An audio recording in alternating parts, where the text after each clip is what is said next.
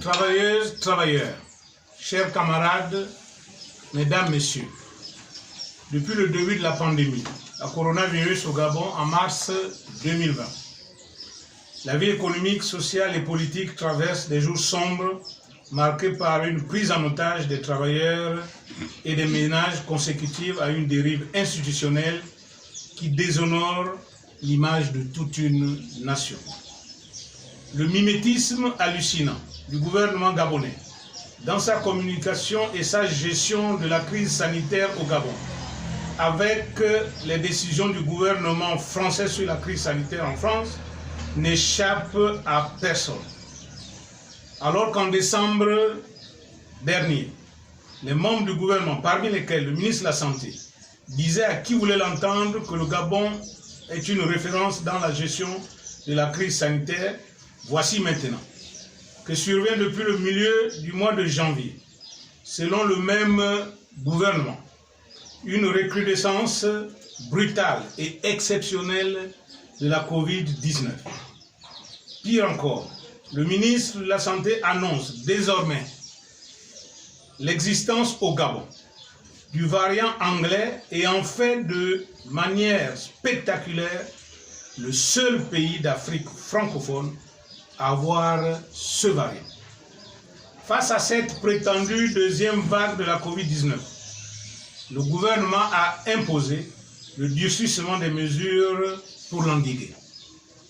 Travailleuses, travailleurs, chers camarades, mesdames, messieurs, en mars dernier, Dynamique Unitaire a été la première organisation syndicale à sensibiliser la population sur la nécessité de respecter les mesures barrières car la maladie existe bel et bien.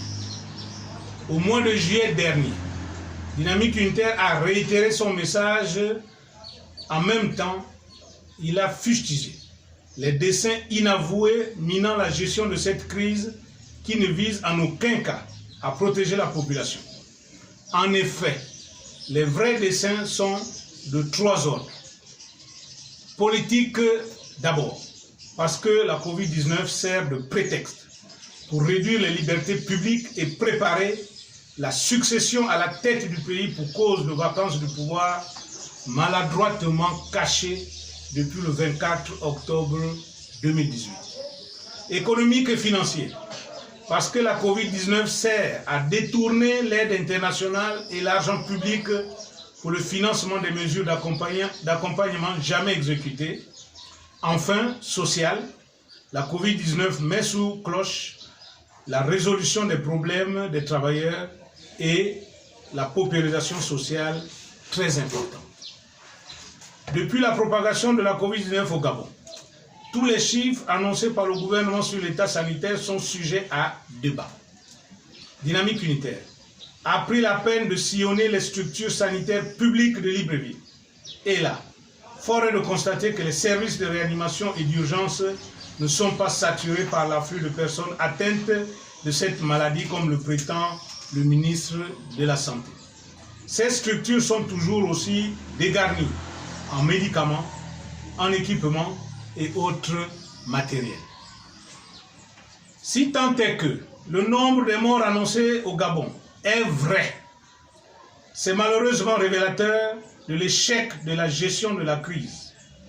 En effet, le Gabon est le deuxième pays de la zone CEMAC en termes de nombre de morts par habitant, alors qu'il est le plus confiné de toute l'Afrique. Le plus extraordinaire est que les pays comme le Cameroun, le Togo, le Bénin, le Niger, le Mali, qui ont mis fin aux mesures restrictives, ont moins de morts par habitant. Devant ce tableau épidémiologique qui semble complexe, sinon ésotérique pour le gouvernement gabonais, Dynamique Unitaire apporte une réponse claire en présentant les travaux de l'un des plus grands épidémiologistes dans le monde, John Ioannidis, professeur de médecine à l'université Stanford aux États-Unis. Publié en fin janvier dernier dans une revue britannique, ces travaux comparent la courbe des cas dans deux groupes différents. D'un côté, deux pays aux mesures considérées moins restrictives, la Suède et la Corée du Sud, et de l'autre, 8 pays plus restrictifs, la France, le Royaume-Uni, l'Allemagne, l'Italie, les Pays-Bas, l'Espagne, l'Iran et les États-Unis. Il conclut à l'inefficacité d'un confinement draconien et démontre que les décisions politiques au niveau mondial, comme la distanciation sociale, le port du masque dans la rue, la fermeture des écoles, sont difficilement justifiables et peu efficaces. Sur le port du masque, le gouvernement gabonais, qui aime tant mimer le gouvernement français, ne sait-il pas que la haute autorité de santé en France considère que le port du masque dans la rue n'est pas un dispositif sanitaire?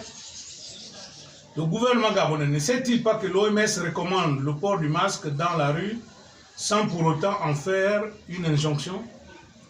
Le gouvernement gabonais ne sait-il pas que le couvre-feu n'a jamais démontré son efficacité médicale?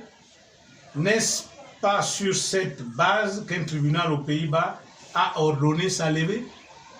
Sur la fermeture programmée des écoles et universités au Gabon au motif d'une propagation du virus, Dynamique Unitaire met en garde le gouvernement dans le génocide qui a commencé depuis plusieurs années, mais qui s'est accru avec les mesures de restriction liées à la gestion de la crise sanitaire.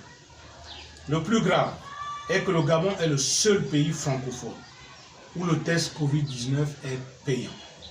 Alors que M. Julien Kogué-Bekale, Premier ministre de l'époque, avait annoncé sa gratuité. De fait, l'État gabonais devient un opérateur économique qui fait son chiffre d'affaires sur la détresse et la misère de sa population en proposant une tarification de 5 000 et de 20 000 francs CFA pour chaque patient. Dans cette logique, Dynamique Unitaire attend du représentant de cette offre commerciale, le célébrissime ministre de la Santé, la grille tarifaire des vaccins déjà commandés qu'il compte imposer à la population.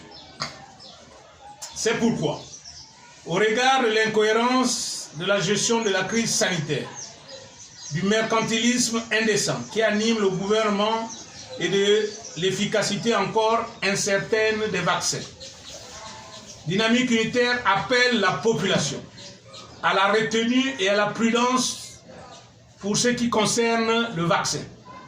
Dynamique Unitaire s'opposera par tous les moyens à toute tentative de rendre le vaccin obligatoire.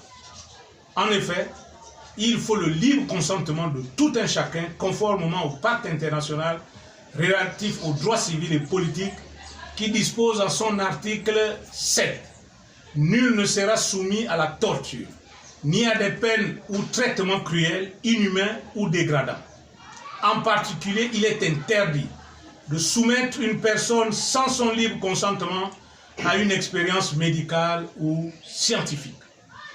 Sur la base de cette disposition, les Gabonais peuvent porter plainte en cas d'imposition du vaccin et du test PCR.